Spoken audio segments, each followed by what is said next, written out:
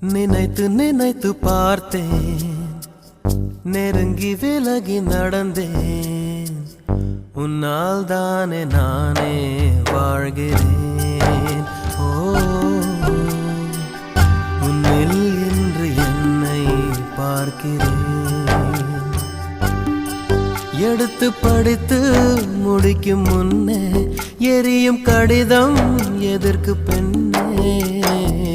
உன்னால் தானே நானே வாழ்கிறேன். ஓ, உன்னில் இன்று என்னை பார்க்கிறேன்.